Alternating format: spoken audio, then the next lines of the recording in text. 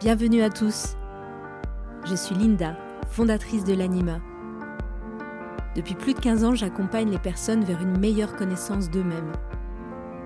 J'ai créé l'Anima Éducation, des formations en ligne qui mettent la communauté au service de l'apprentissage de l'individu. Chaque semaine, vous pourrez découvrir les échanges avec mes consultants et les membres de l'Anima Éducation qui partageront avec vous leur parcours. Et pour toujours apprendre plus, je recevrai des personnes inspirantes qui influencent et nourrissent les thèmes autour du développement de soi, pour qu'ensemble, nous continuions d'insuffler dans ce monde toujours plus de connaissances, de bienveillance et de conscience.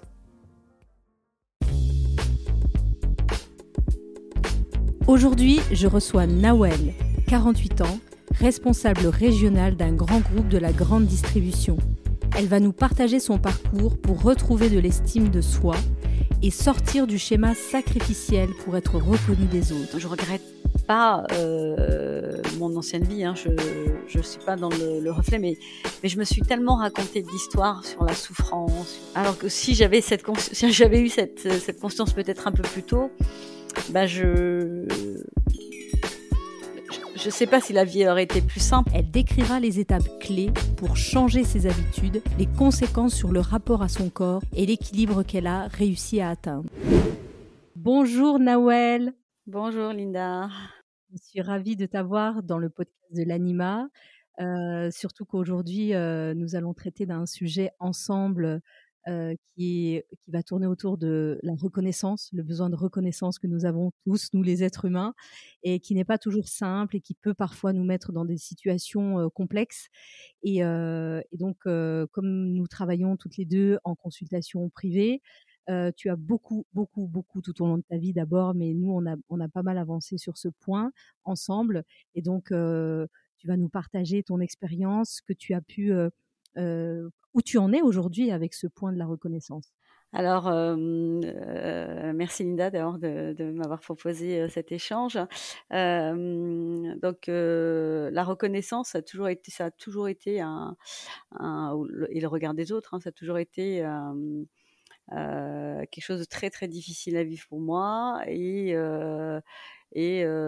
ça a eu énormément de conséquences sur j'ai envie de dire sur mon énergie, sur ma volonté d'exister moi, en fait, d'être qui j'ai vraiment envie d'être, hein. Parce que mon quotidien a toujours tourné autour autour des autres, hein. Donc chaque action que je menais, chaque décision que je pouvais prendre, chaque mission que je pouvais entreprendre, j'étais toujours dans le souci à m'inquiéter, que va penser l'autre? Qu'est-ce qu'ils vont penser de moi?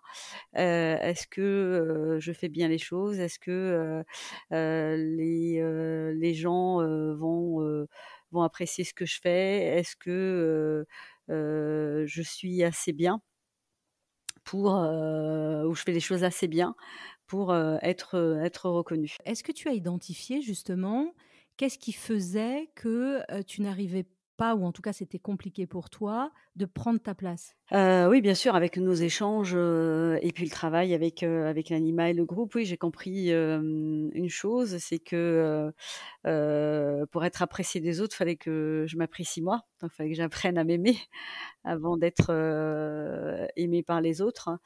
Et ça a été un petit peu, très honnêtement, ça a vraiment été un peu l'électrochoc, hein. Ça a été assez, presque choquant, voire violent quand j'ai compris, que j'orientais mon regard, enfin j'orientais effectivement tout ce que je pouvais ressentir, toutes mes émotions vers les autres, pour fuir finalement ce que je ressentais moi-même.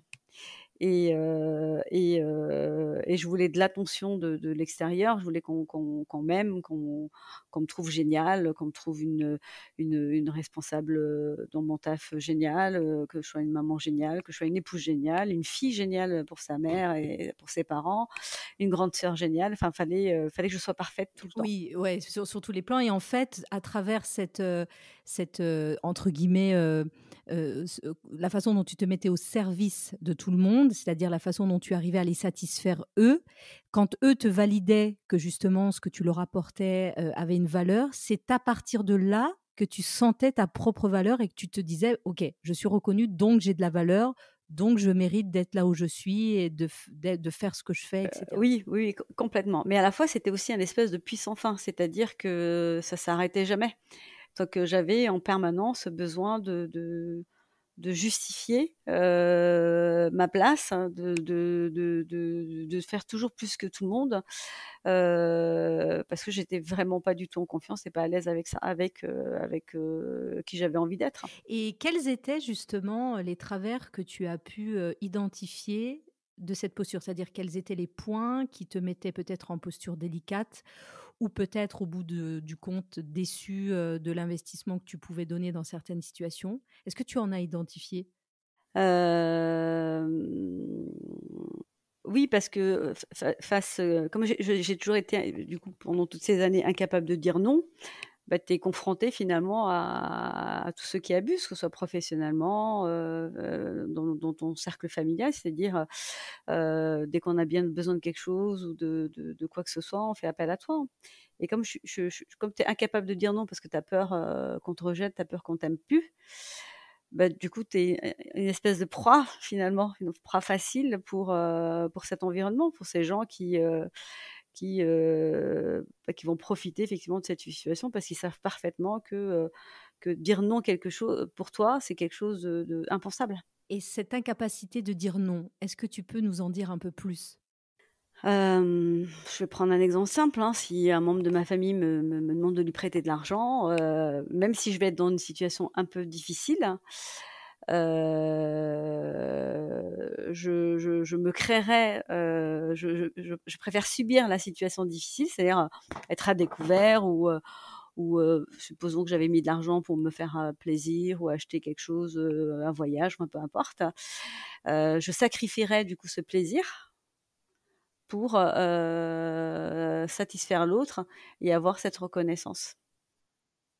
C'est très intéressant parce que tu as dit un mot, le sacrifice en fait. Ça veut dire que ce don de soi va jusqu'au sacrifice de soi et en même temps, la volonté de satisfaire l'autre, au en tout cas, l'intention, c'est d'être reconnu par l'autre, mais on peut aller jusqu'à se sacrifier.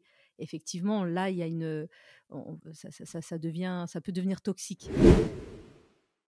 Et à quel moment as-tu, identifié que ce mécanisme n'allait pas? C'est-à-dire, est-ce que ça a été une prise de conscience? Est-ce que ça a été une situation qui a été une de trop? Comment ça s'est passé pour toi? Il y a eu plusieurs étapes. Tout d'abord, toutes ces émotions étaient un petit peu cachées derrière, un TCA, un trouble du comportement alimentaire, puisque du coup j'ai caché finalement ou, dans une forme d'imposture, vis-à-vis de ce que je ressentais et j'avais un espèce de palliatif qui était la boulimie et j'ai pris conscience finalement que de tout ce scénario, une fois que la boulimie, s'est arrêtée, puisque j'avais plus de j'avais plus de support, hein, et le seul moyen de s'en sortir, c'était de comprendre grâce à nos échanges, grâce à la gestion également des émotions, c'était de comprendre que, le seul moyen de me sentir bien, c'est, d'apprendre à m'écouter, moi, mes vrais besoins, ce qui est absolument pas facile, hein. Enfin, je sais qu'on en discute souvent, c'est c'est pas quelque ch enfin, ça se fait pas, comme ça du jour au lendemain. Mais pour autant, j'ai conscientisé pour arrêter, d'être soucieuse du regard des autres, il fallait à tout prix que j'ai un regard sur moi-même différent. Exactement, exactement et effectivement, ça prend du temps, mais le déclic, il part de l'intérieur, hein. D'ailleurs, je pense que tu vas confirmer, enfin, auparavant, il devait être très difficile pour toi de demander de l'aide. Tu ne le faisais jamais, voire, ou très rarement si c'était, vraiment tu as pas le choix, mais c'est très difficile parce que demander de l'aide, c'est déjà accepter, de se rendre vulnérable et en fait, c'est aussi un des points de l'hypersensible parce que tu es une hypersensible et l'hypersensible, en fait, il a beaucoup de difficultés à se connecter à sa vulnérabilité qui est la solution de cette problématique de sacrifice, etc., de don de soi sans limite, et j'ai envie de dire d'empathie toxique. C'est-à-dire on peut se mettre dans une situation où on va vouloir aider les autres au détriment de soi, ce qui est quand même très difficile à vivre. Mais en même temps, bien ça c'est l'aspect, on va dire, un peu délicat. En même temps, quand on a ces capacités-là, on développe un très fort mental. Un mental qui a une force très puissante, où on est capable de supporter des situations très tendues, tout en ayant une sorte de calme. Alors le corps peut morfler, parce que tu as parlé justement de troubles alimentaires, parce que la tension va aller dans le corps, puisque le mental va gérer toute la partie émotionnelle. Et là, pour le coup, il y a des conséquences. Forcément, il faut bien à un moment donné essayer d'équilibrer quelque part. Est-ce que tu veux nous en dire un peu plus sur tu es sorti de là et que petit à petit tu as remis un peu d'équilibre. Donc tu as parlé de la gestion émotionnelle, bien évidemment, mais ensuite concrètement, comment ça s'est mis en place? Alors, il y a déjà, ça a commencé par vraiment la compréhension. Et là, dans l'anima, on le fait avec le groupe de filles, c'est la compréhension effectivement de l'émotion.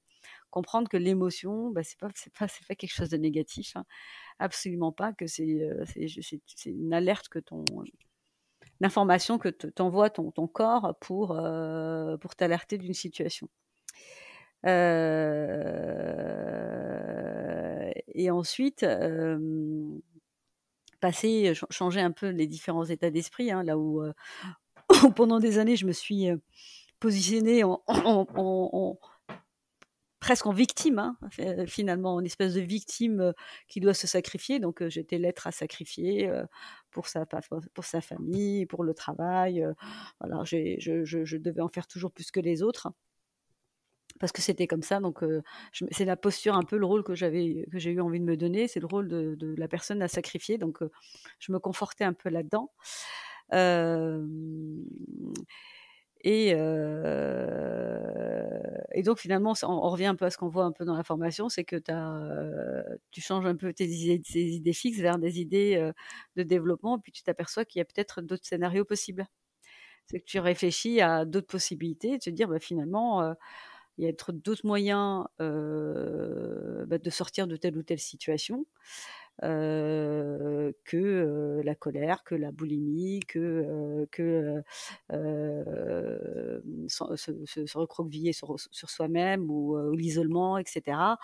Et quand tu comprends ça, du coup, ça te semble presque plus facile, en fait. Même si, voilà, même si ça se fait pas comme ça, ça s'est pas fait comme ça. Je suis encore en train de transmuter ou de changer un peu toutes ces manières de penser. Mais pour autant, c'est extraordinaire comment ça te libère, en fait. Oui, ça veut dire que tu as ressenti un confort assez rapide, enfin, en tout cas en ce moment, dans l'étape dans laquelle tu es, c'est un confort émotionnel avec toi et un relâchement au niveau du corps aussi, puisque le corps se libère, il y a moins de tension, il y a moins besoin de compenser un déséquilibre émotionnel ou trop d'émotions, trop de mental, enfin voilà, tout ça, ça s'équilibre. Et d'ailleurs, qu'est-ce que tu as mis en place concrètement dans ta vie qui fonctionne bien? Déjà, il y a la formation. C'est la première fois mais c'est très juste, mais très sincèrement, c'est la première fois que j'ai fait un truc pour moi. Rien que pour moi, c'est-à-dire les zooms avec la team, les échanges avec toi. C'était la première fois que je faisais un truc que pour moi. Mmh. Donc en fait, tu as investi en toi et tu as fait quelque chose de, entre guillemets, «égoïste» que pour toi. Exactement.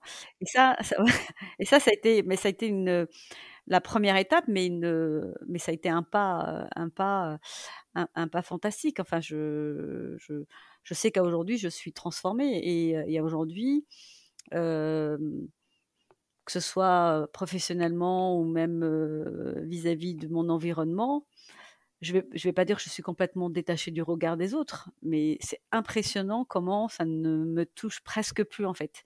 Et à tel point que je fais même psychanalyse, c'est-à-dire si je vois les gens se comporter pas trop comme il faut vis-à-vis de moi, finalement, j'ai compris aujourd'hui que c'était pas contre moi, que c'est voilà, qu'ils ont une blessure eux-mêmes à transcender, que s'ils sont en colère ou contrariés ou pas ou frustrés, ben ça m'appartient pas. Oui, tout à fait et ça veut dire qu'aujourd'hui tu as compris que, ce qu'ils expriment, ça vient de leur perception de toi Oui, et qui n'est pas forcément toi. Alors après toi, tu vas écouter et en fonction de ce qu'ils disent, si tu te sens concerné, bon, bah, tu as l'intelligence et la maturité de faire ce qu'il faut, mais tu ne te sens pas remise en question, parce que la personne en face n'est pas d'accord ou ne voit pas les choses comme toi. En fait, ne te valide pas ou ne te reconnaît pas dans ta démarche, en fait. exactement. Et ça ouvre ça et ce qui est extraordinaire, c'est que ça ouvre des champs de discussion, que j'aurais jamais imaginé il y a quelques mois, en fait. C'est qu'aujourd'hui, même si on il y a des désaccords, à l'époque, quand il y avait un désaccord, j'arrondissais, j'essayais de trouver, espèce de palliatif, pour faire en sorte que l'autre, parte avec, son petit paquet, en fait. Que maintenant, si je voilà, que le fait d'être complètement aligné avec, ce que je ressens aujourd'hui et ce que j'ai envie d'être, bah, ça semble simple, en fait, dans les échanges, dans les discussions parce que j'ai pas besoin de forcer pour convaincre. Eh oui, quand on est présent, on est juste présent, ça suffit. Et d'ailleurs, est-ce qu'on pourrait dire aujourd'hui, est-ce que toi tu peux le dire, est-ce qu'aujourd'hui on peut parler d'estime de soi, d'affirmation de soi? Est-ce que tu ressens ça à l'intérieur de toi dans ton état de présence quand tu es en contact avec les autres? Oui. Et oui, oui, et ça va plus loin, c'est que j'arrive à presque voir alors je vais pas avoir les chevilles qui gonflent, mais je vois même de l'admiration parfois. C'est quelque chose que je ne voyais pas du tout. C'est que parfois dans les échanges, j'arrive à me rendre compte de l'impact que je peux avoir lorsque je prends la parole, lorsque j'échange avec quelqu'un, lorsque je donne un conseil, enfin lorsque j'ai ma posture un peu de manager. Je vois cette espèce d'admiration, mais que j'avais jamais vue avant. Donc aujourd'hui, comme ta conception de toi a changé, la perception, c'est-à-dire ce que tu vois, ce que tu perçois dans le regard des gens ou dans le comportement des gens ou dans la réponse que les gens peuvent te donner, c'est de la valeur. Tu vois ta valeur à travers ce qu'ils renvoient. Mais ça, c'est génial. Je suis très contente de l'entendre. Et, euh, et qu'est-ce que ça ouvre? Parce que moi, je sais que tu es une personne très intuitive. Qu'est-ce que ça ouvre de plus pour toi comme nouveau champ? Ben, en fait, ça crée un certain échange hyper fluide avec les autres. Et je veux te raconter une petite anecdote, hein, puisque je l'ai vécu il y a peu de temps, il y a quelques jours. J'ai une personne qui était un peu en souffrance professionnelle, enfin souffrance. Il disait justement qu'il était en souffrance professionnelle, et grâce à tout ce qu'on a appris, donc dans les discussions, j'ai essayé un peu de l'orienter, de le retirer, de démasquer un peu ses idées fixes et de l'emmener vers des idées un peu plus de développement. Et finalement, il y a un petit peu plus d'ouverture, et là tu t'aperçois que la personne, enfin, elle s'aperçoit d'elle-même, hein, finalement, hein, parce que tu réussis à l'aider à travers tous ces échanges à trouver finalement les causes, les bonnes pistes, pour l'aider un petit peu à s'ouvrir un peu plus. Et en fait, ce que tu es en train de dire, c'est que aujourd'hui, tu continues d'accompagner, d'aider, mais en même temps, tu aides, mais avec une valorisation de ce que tu es et de ce que tu transmets.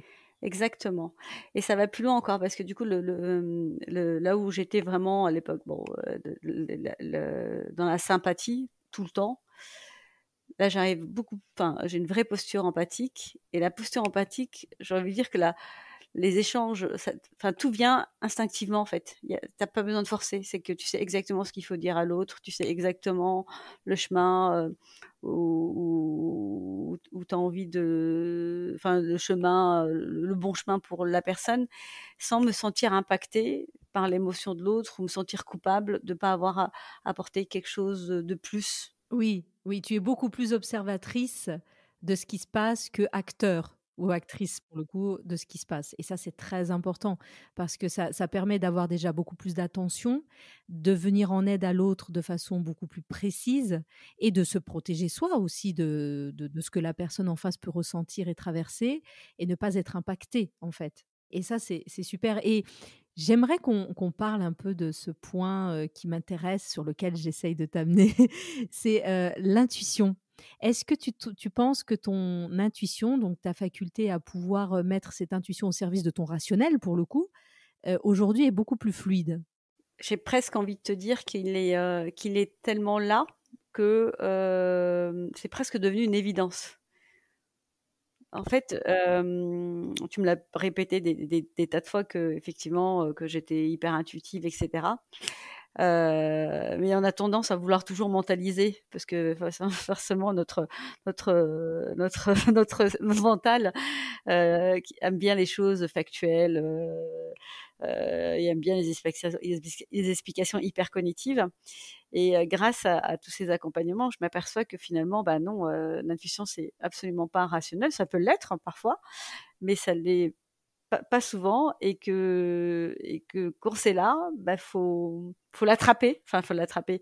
Il faut en profiter, j'irais plutôt. Pas, je sais pas chercher à la frapper, faut juste profiter et de se dire, bah, si j'ai une question, j'ai juste à me la poser, j'ai la réponse. Voilà, ça veut dire que parce que c'est vrai que quand l'intuition, le rationnel, c'est pas toujours très bien clair.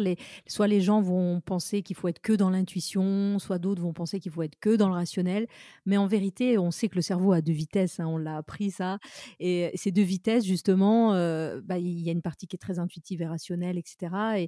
Et en fait, il faut mettre l'intuition au service du rationnel. Il faut vraiment utiliser les deux.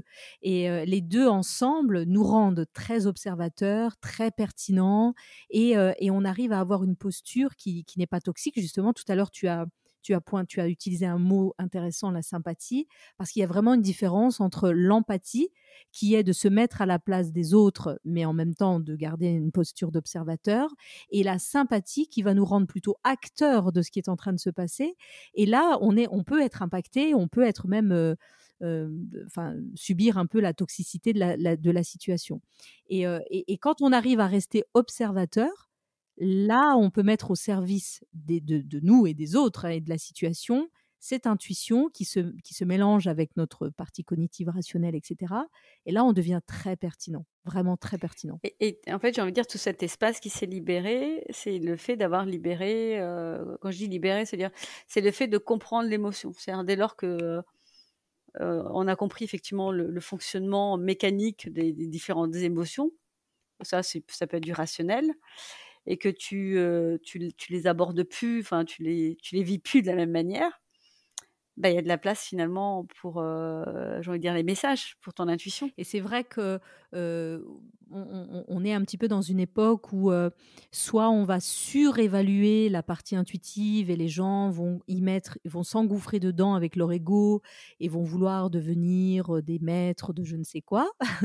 Et puis après, il y a les autres qui vont être très aseptisés au niveau émotionnel, ils vont être trop rationnels, trop bloqués.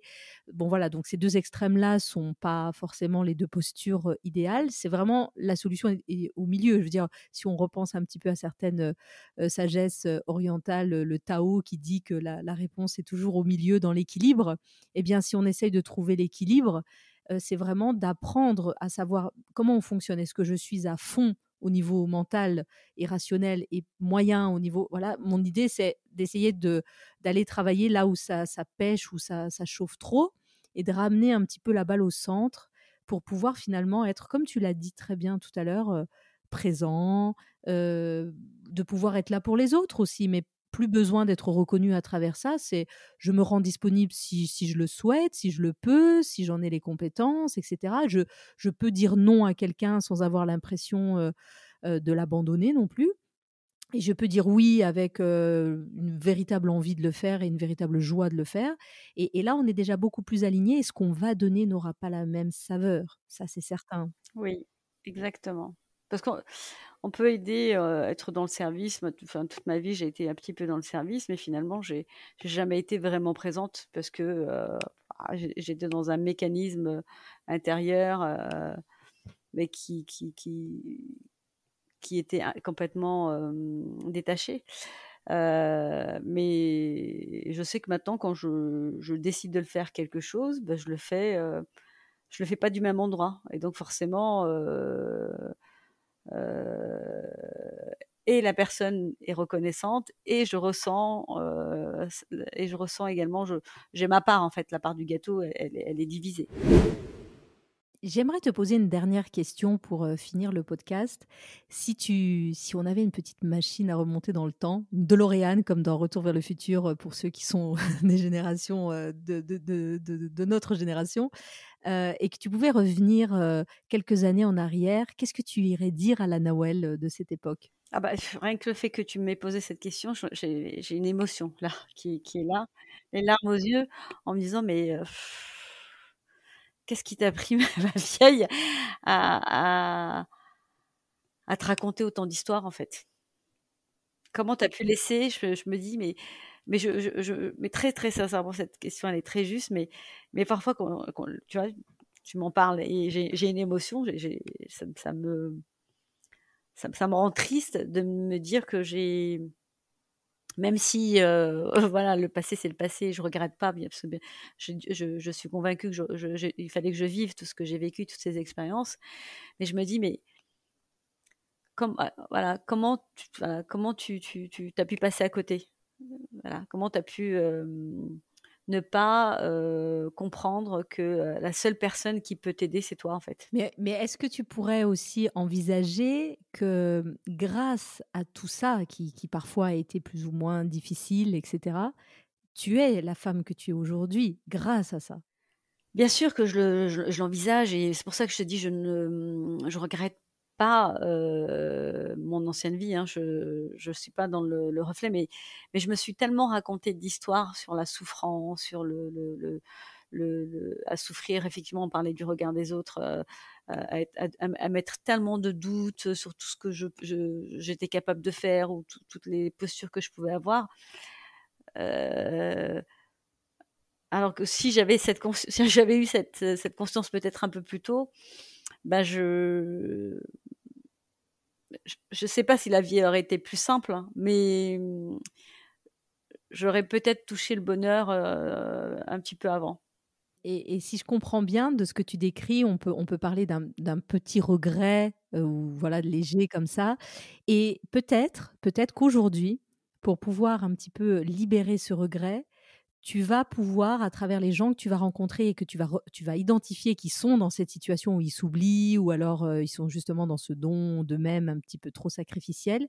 Toi, tu vas pouvoir venir mettre des petites graines de conscience pour que peut-être leur parcours soit plus court, ou en tout cas où ils prennent conscience plus rapidement, et ce sera peut-être une façon pour toi de libérer cette petite sensation de regret légère. Oui, mais c'est très juste. C'est exactement, ce que j'ai bah, moi je suis un manager, hein, donc je rencontre beaucoup de personnes, beaucoup de salariés, et cetera. Et et j'apprécie, et j'ai la chance, et je suis très heureuse de pouvoir rencontrer plein de gens, et à chaque fois pouvoir effectivement donner ce genre de conseils, et pouvoir discuter de, mmh, de de ce de ce qui peut les perturber, et les orienter, et je le fais tout le temps, et c'est fantastique de pouvoir, mettre quelques petites aides, tu sais, quelques petites, allumer quelques bougies dans peut-être un chemin qui leur semble un peu obscur. Hem Et ça, c'est quand tu vois, tu sais, tu as une espèce d'étincelle qui se passe un peu dans leur regard, tu sais, quand tu leur dis une espèce d'étincelle, et tu te dis: «Ah, je sais que j'ai touché quelque chose». Exactement, parce qu'en fait, rien de mieux, enfin moi j'en parle souvent, mais rien de mieux que d'être au service des autres, mais dans cette posture d'observateur, bien sûr, parce que bien si on n'est pas positionné en observateur, ça peut devenir toxique effectivement, et là, c'est pas très confortable. En revanche, quand on a fait le travail que tu as fait et qu'on a fait le parcours que tu as fait, eh bien là, on peut se positionner, au service des autres, et ça prend une autre dimension, et ça et on se nourrit nous aussi, et ça nous donne énormément à nous aussi.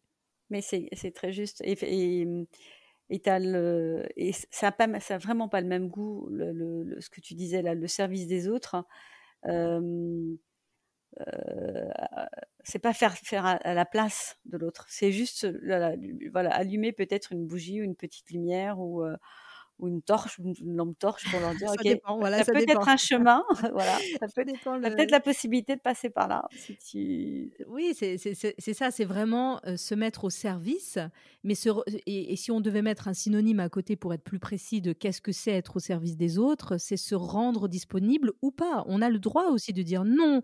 On a le droit de dire là, non, je ne sens pas d'équilibre pour moi ou je ne sens pas de bienveillance pour moi, je n'y vais pas Mmh, et tant pis si la personne est déçue, c'est pas grave. Enfin voilà, chacun, gère ses émotions. Nous sommes responsables de ce que nous exprimons, mais nous ne sommes pas responsables de ce que ressentent les autres. Ce n'est pas notre responsabilité, le ressenti des autres. La responsabilité qu'on a, c'est ce qu'on exprime et les intentions que nous avons. Et si nous, on est au clair avec nous, bah, l'autre fait comme il peut avec ses émotions, hein. Après, oui, on peut en discuter, évidemment, mais on n'est pas responsable. exactement. Nawel, en tout cas, merci beaucoup pour ton partage qui est riche Merci. et je suis sûre que plein de personnes qui vont nous écouter vont se reconnaître et vont Bah, trouver j'espère des bien. clés. Et oui, tu as été d'une générosité qui te ressemble Merci et je beaucoup, te Linda. dis à très bientôt. Merci, Linda. Au revoir. Pour plus de contenu concernant l'anima, suivez-moi sur les réseaux sociaux. Vous trouverez tous les liens en description.